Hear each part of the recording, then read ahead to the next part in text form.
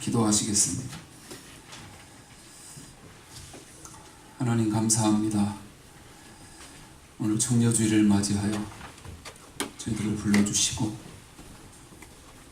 주님의 십자가의 은혜를 사모하고 또 경험하는 귀한 시간이 되도록 우리 모두를 인도해 주시기를 간절히 원합니다. 우리를 구원하시기 위해 십자가의 모진 고통을 지시면서 그 고난을 인내하며 하나님의 뜻을 이루시기 위해 친히 십자가 지시고 하나님의 셀 수 없는, 헤아릴 수 없는 그 큰 사랑을 우리에게 보여주신 그 주님의 사랑을 기억하고 묵상하고 감사하며 그 고난에 동참하는 우리 모두가 되도록 역사하여 주시옵소서. 이 시간도 주님께서 예비하신 말씀을 통해 주님의 십자가의 의미를 함께 기억하기 원하오니 주의 성령으로 우리 모두를 다스려 주시고 인도해 주셔서 참으로 하나님의 뜻을 헤아리고 하나님의 사랑에 감격하며 감사하는 귀한 은혜의 시간이 되도록 역사해 주시기를 간절히 원하오며 예수님의 이름으로 기도드리옵나이다. 아멘.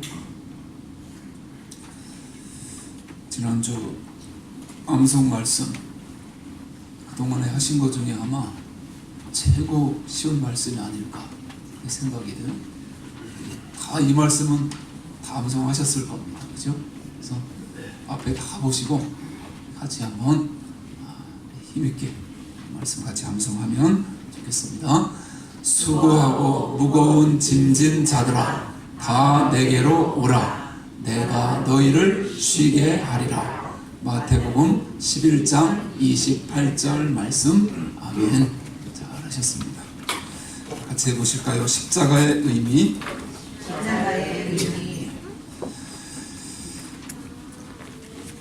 우리는 이 땅에 살면서 가끔씩 개안을 경험합니다.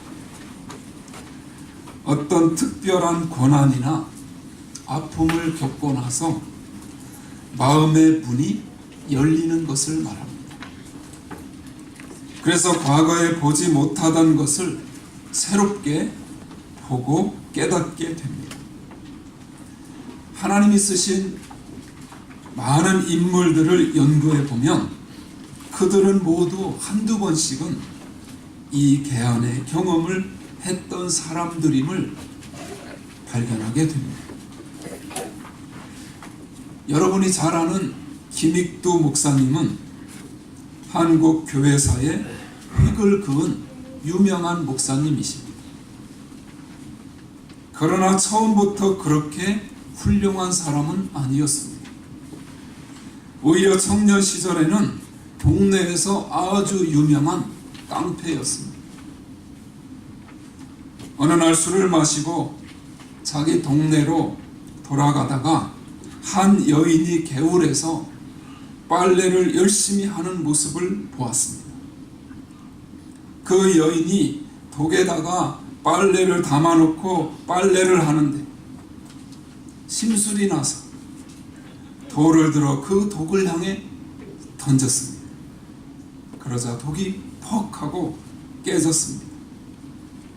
다 해놓은 빨래가 쏟아졌으니 이 여인이 얼마나 속이 상하고 화가 났겠습니까? 그런데 신기하게도 그 여인은 욕을 하거나 화를 내지 않고 김익두 목사님을 쳐다보더니 아무 말도 하지 않고 그냥 빨래를 들고 가는 것입니다. 궁금해서 따라가 봤습니다. 그런데 집에 도착해서 사실대로 말하지 않고 어머니 죄송해요. 제가 그만 실수로 독을 깨버렸어요. 그렇게 말하는 것입니다. 더 놀라운 것은 웬만한 시어머니 같으면 그 독이 얼마나 비싼 건데 그렇게 나왔을 텐데 이 시어머니가 며느리를 야단을 치지 않고 먼저 어디 다친 데는 없냐고 묻는 것입니다. 며느리가 괜찮다고 하자 시어머니는 이렇게 말합니다. 주님 감사합니다. 김익두 목사님은 그들의 대화를 듣는 순간 술이 확 깨었습니다. 그리고 지금까지 살아왔던 자신의 잘못된 삶이 보이기 시작했습니다. 그리스도인의 충실한 삶으로 말미암아 그는 개안의 경험을 하게 된 것입니다. 그날 저녁이 마침 수요일이어서 두 사람을 따라가 교회 뒷자리에 앉아 예배를 드렸습니다. 그날 성령께서 이 김익두 목사님에게 은혜를 부어주셨습니다. 그는 지난 모든 삶을 회개하고 3달 동안 성경만 읽었다고 합니다. 그는 훌륭한 집사가 되었고 훗날 한국 교회에 귀히 쓰임받는 목회자가 되었습니다. 평생을 허랑방탕하던 그가 신실한 그리스도인의 삶을 보면서 충격을 받고 영적인 눈을 뜨게 된 것입니다. 살아오면서 경험한 중요한 사건들이 많겠지만 우리 그리스도인들에게 가장 중요한 사건이 있다면 그것은 바로 예수 그리스도의 십자가 사건인 줄로 믿습니다. 그 중요한 십자가 사건을 보면서도 우리의 눈이 열리지 않는다. 우리는 아마도 이 세상 그 누구보다도 불쌍한 사람들일 것입니다. 오늘 잠언 17장 10절 말씀 나눠드린 페이퍼가 있습니다. 같이 읽겠습니다. 한마디로 총명한 자를 경계하는 것이 매 100개로 미련한 자를 때리는 것보다 더욱 깊이 박히느니라. 이 말씀은 참으로 지혜로운 자는 자신의 인생에 일어나는 어떤 사건을 통해 배우지만 미련한 자는 중요한 사건이 자신의 삶에 아무리 닥쳐도 교훈을 얻지 못한다는 것입니다.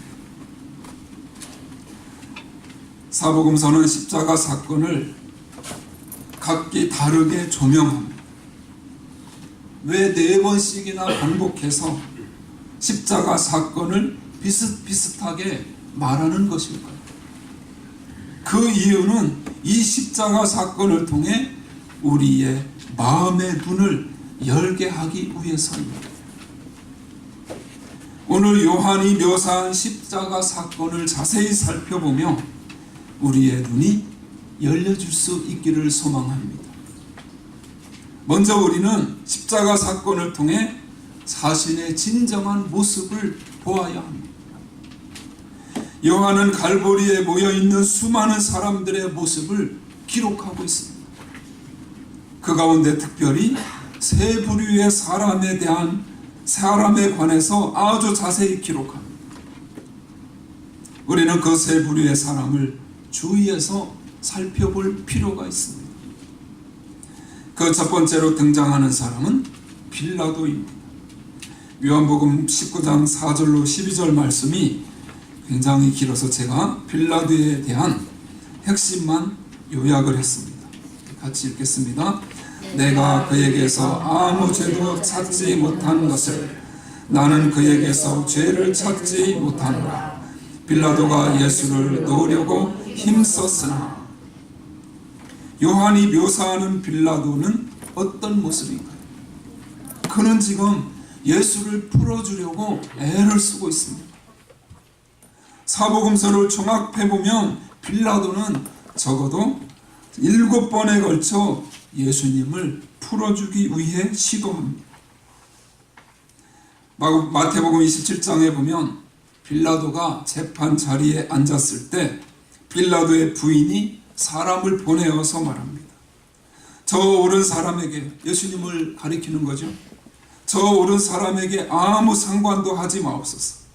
오늘 꿈에 내가 그 사람을 인하여 애를 많이 썼나이다. 꿈이 예사롭지 않으니 예수에게 절대로 애를 가하지 말라고 말하는 것입니다. 그래서 빌라도는 예수를 놓아주려고 했습니다. 그리고 실제로 빌라도는 예수에게서 로마 법에 해당하는 아무런 잘못도 그 어떤 죄도 발견하지 못했습니다. 그러나 밀란이 일어나려고 하는 것을 보고 결국 예수를 십자가에 못 박도록 내어주고 맙니다. 요한이 십자가 사건을 통해 묘사한 빌라도는 어떤 사람인가요? 그는 분명히 예수에게 죄가 없는 것을 알았습니다. 예수가 십자가 처형을 당할 만큼 어떤 일도 행하지 않았음을 분명하게 밝혔습니다. 그렇다면 그는 유대 나라를 다스리는 총독으로서 당연히 죄 없는 사람을 십자가에 못 박도록 내어주지 말아야 했습니다. 하지만 그는 결국 예수를 내어주고 맙니다. 그 이유는 무엇일까요? 마태복음 27장 24절에서 이렇게 말합니다. 같이 읽습니다. 빌라도가 아무 효험도 없이 도리어 밀란이 나려는 것을 보고 물을 가져다가 무리 앞에서 손을 씻으며 가로되 이 사람의 피에 대하여 나는 무죄하니 너희가 당하라. 그 이유는 다름 아닌 자기 자신의 유익 때문이었습니다. 그는 무엇이 옳은지 알았지만 자신이 누리는 지위와 유익을 위해서 정의와 공의를 포기해버렸습니다. 이것이 요한이 그린 빌라도의 모습입니다. 십자가 사건 후 얼마 되지 않아서 빌라도는 로마의 티베리우스 황제에게 면책을 당해 유배되었을 때 그만 자살을 하고 맙니다. 인생을 비참하게 끝내버립니다. 요한이 두 번째로 기록한 사람은 제사장들입니다. 제사장들은 하나님의 말씀을 대언하여 백성에게 가르치고 백성의 죄를 대신해서 하나님 앞에 제사드리는 거룩한 직분을 부여받은 자들입니다. 그런데 본문에 나타난 제사장들은 한 사람을 죽이기 위해 수단과 방법을 가리지 않았습니다. 그들은 교묘한 기술을 동원해서 군중들을 선동합니다. 혼자서는 그 일을 할 수 없음을 알고 자기뿐만 아니라 동료 제사장들과 그 집에 일하는 모든 권속들을 다 군중 가운데 심어두었습니다. 그리고 그들은 예수를 십자가에 못 박으라고 외치며 군중을 선동했습니다. 19장 15절 말씀 우리 같이 한번 읽으시고, 요한복음 19장 15절 같이 읽습니다.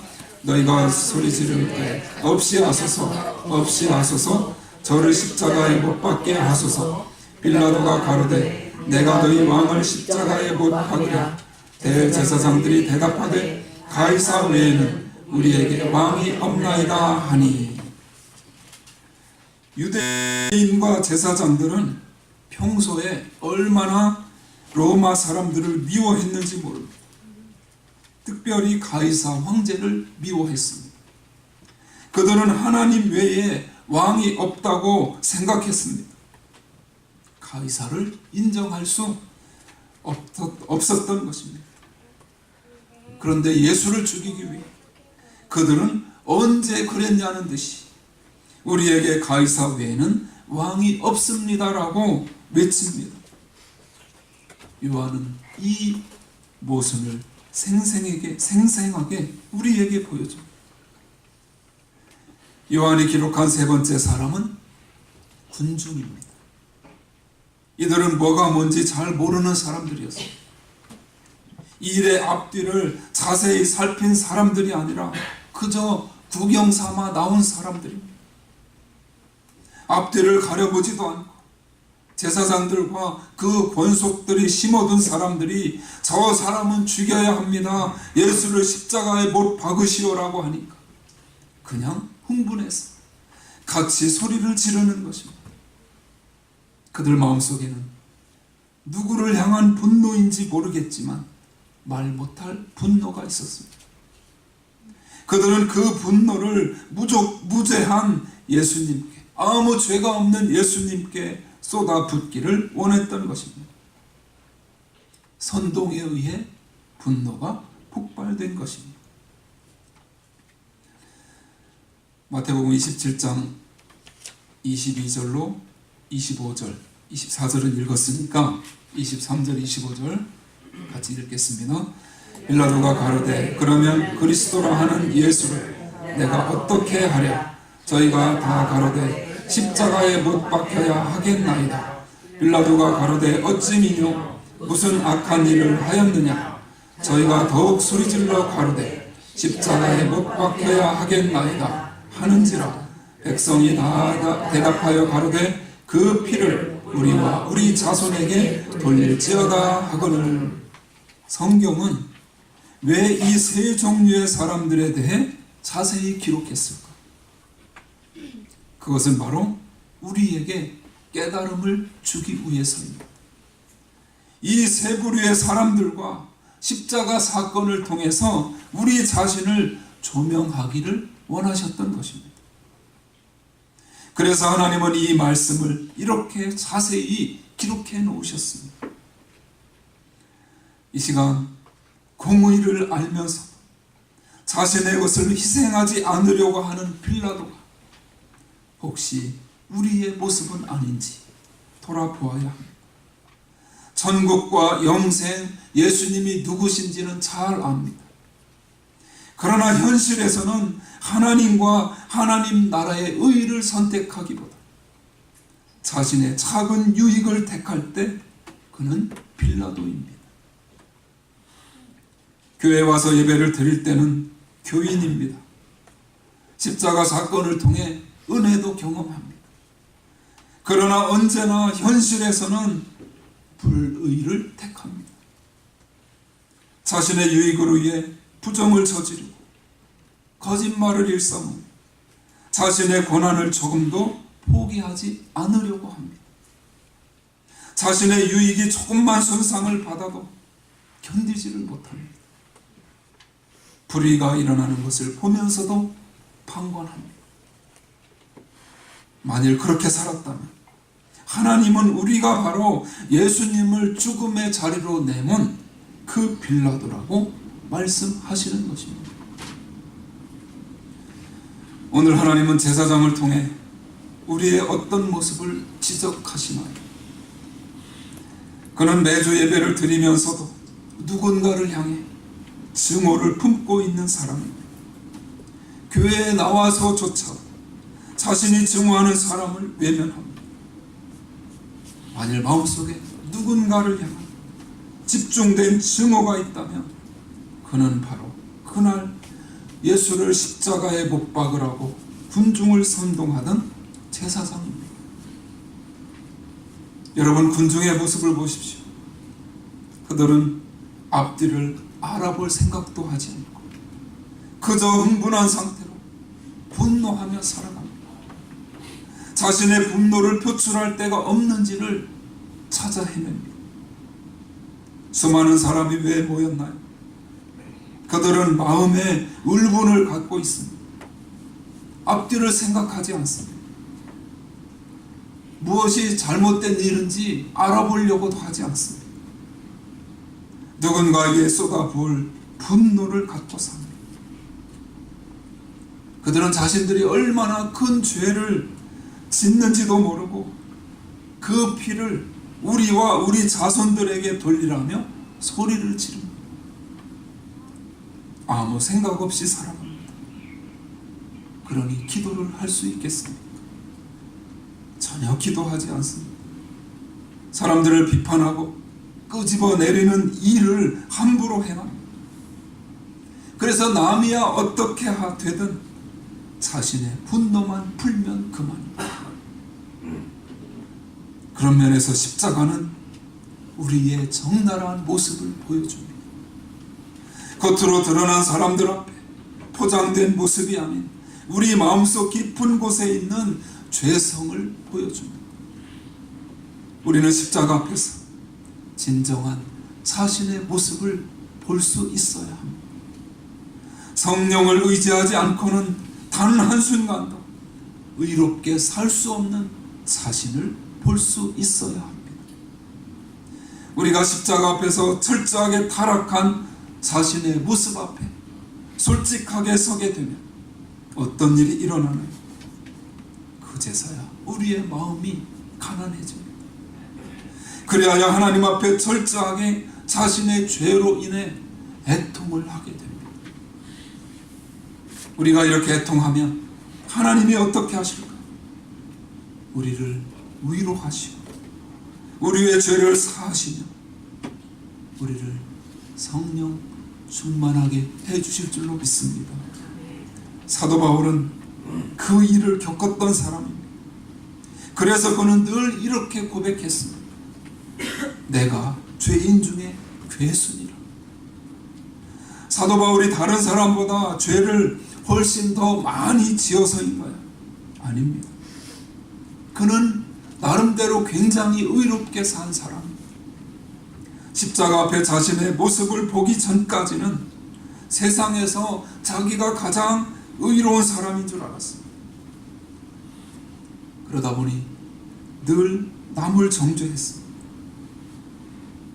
그래서 예수 믿는 사람들을 다 잡아다가 옥에 가두기를 좋아했고 의인 스데반을 돌로 쳐 죽이는 일에 앞장을 서면서도 전혀 양심의 가책을 받지 않았습니다. 그런데 어느 날 그가 십자가 앞에 섭니다. 그리고 그 십자가를 통해서 자신의 모습을 봅니다. 여러분에게도 이 은혜가 있기를 바랍니다. 그런 의미에서 여러분, 십자가는 자신이 누구인가를 보여주는 렌즈와 같습니다. 우리는 십자가를 통해 자신의 진정한 모습을 보아야 합니다. 뿐만 아니라 우리는 십자가를 통해 사랑의 본체이신 하나님의 모습을 볼 수 있어야 합니다. 십자가는 이 두 가지 사실을 우리에게 보여줍니다. 오늘 본문은 지금까지의 모습과 전혀 다른 한 사람의 모습을 우리에게 보여줍니다. 그분은 지금 십자가에 달려 계십니다. 그 갈보리 산의 십자가를 상상해 보십시오. 그 고통은 우리의 상상을 뛰어넘는 고통입니다. 예수님은 십자가상에서 7마디를 말씀하셨습니다. 그러나 요한은 목적이 있어서 세 마디만을 기록했습니다. 그 첫 번째 말씀이 무엇인지 아시나요? 오늘 본문 27절입니다. 27절 같이 읽습니다. 또 그 제자에게 이르시되 보라 내 어머니라 하신대 그때부터 그 제자가 자기 집에 모시니라. 그분은 마지막 그 고통 속에서 육신의 어머니 마리아를 요한에게 부탁했습니다. 그분은 마지막까지 다른 사람을 걱정하며 돌아가셨습니다. 십자가에 달려서까지 다른 사람을 향한 마음을 잃지 않으셨습니다. 살아생전 그분은 이 땅에서 늘 다른 사람을 위해 사셨습니다. 예수님은 12해를 혈루증을 앓아 모든 사람들에게 멸시받은 여인을 보시고 그 여인을 주목하십니다. 남편을 다섯 번이나 바꾸고 지금 살고 있는 남자도 결혼조차 하지 않은 그 여인을 찾아 예수님은 사마리아 우물가까지 가셨습니다. 그리고 그를 구해내셔서 의로운 삶을 살게 해주셨습니다. 자기를 따르던 수제자 베드로가 자기를 3번이나 모른다고 부인했음에도 불구하고 그를 포기하지 않으시고 갈릴리 바닷가까지 찾아가셔서 그 새벽에 그와 대화하며 베드로를 회복시키십니다. 이것이 바로 저와 여러분을 향한 하나님의 크신 사랑입니다. 로마서 5장 8절 이번 주 우리가 함송해야 하는 참 귀한 말씀인데요. 거기에 나옵니다. 우리 같이 읽겠습니다. 우리가 아직 죄인 되었을 때 그리스도께서 우리를 위하여 죽으심으로 하나님께서 우리에게 대한 자기의 사랑을 확증하셨느니라. 십자가는 하나님의 사랑을 보여줍니다. 하나님은 우리를 지극히 사랑하십니다. 우리 대신해서 십자가를 지실 만큼 저와 여러분을 끔찍하게 사랑하시는 그 주님을 우리도 더욱 사랑해야 할 줄로 믿습니다. 두 번째 말씀을 요한은 이렇게 기록합니다. 28절 말씀 같이 읽습니다. 이후에 예수께서 모든 일이 이미 이룬 줄 아시고 성경으로 응하게 하려 하사 가라사대 내가 목마르다 하시니. 그분은 길게 말씀할 힘조차 없으셨습니다. 성경은 예수님이 그 십자가 위에서 당한 모든 고통을 내가 목마르다 이 한 단어를 사용해서 표현을 하고 있습니다. 지금 그분은 연기를 하고 계신 것이 아닙니다. 하나님의 능력으로 그 고통을 참고 계셨던 것도 아닙니다. 그 순간만큼은 가장 연약한 인간이셨습니다. 그분은 우리가 느끼는 모든 고통을 다 당하셨습니다. 얼마나 힘드셨으면 하나님이여 어찌하여 나를 버리시나이까라고 외치셨을까. 그 고통이 얼마나 대단했던지 내가 목마르다라고 외치셨습니다. 그분의 고통은 현실적인 것이었습니다. 예수님의 그 고통은 바로 저와 여러분의 죄를 보여주는 것입니다. 우리의 죄가 그렇게 현실적이라는 것입니다. 우리의 죄는 하나님이 팔짱을 끼시고 보좌 위에서 말씀 한마디로 용서해 주실 수 있는 그런 죄가 아니었다는 것입니다. 저와 여러분이 아무렇지도 않게 생각하고 저지른 죄가 말씀 한마디로 천지를 창조하신 창조주이신 하나님을 십자가에 못 박았고 그 하나님이 무력하게 외치도록 만든 것입니다. 그러므로 여러분, 우리는 십자가 위에서 죄의 무게를 보아야 합니다. 자신이 범한 죄의 아픔과 형벌이 얼마나 끔찍한가를 보아야 합니다. 죄가 얼마나 무서운지를 보아야 합니다. 구약시대에 수없이 희생된 양의 피로도 부족해서 하나님은 마침내 자신이 직접 이 땅에 오셔서 피를 흘리셨습니다. 이사야 선지자는 예수님의 고통을 미리 내다보고 이렇게 예언을 했습니다. 이사야 53장 5절 말씀 같이 읽습니다. 그가 찔림은 우리의 허물을 인하며 그가 상함은 우리의 죄악을 인함이라. 그가 징계를 받음으로 우리가 평화를 누리고 그가 채찍에 맞음으로 우리가 나음을 입었도다. 아멘. 그분의 찔리심, 그분의 상하심, 그분의 채찍에 맞으심이 내가 목마르다, 이 말 한마디에 다 녹아 있습니다. 세 번째 말씀을 요한은 이렇게 기록합니다. 30절 말씀 같이 읽습니다. 예수께서 신 포도주를 받으신 후 가라사대 다 이루었다 하시고 머리를 숙이시고 영혼이 돌아가시니라. 다 이루었다고 하는 것은 헬라어로 한 단어입니다. 잘 아시죠? 같이 해보실까요? 테텔레스타이. 직역을 하면 다 갚았다는 뜻입니다. 예수님은 그 십자가 고통으로 우리의 구원을 이루신 것입니다.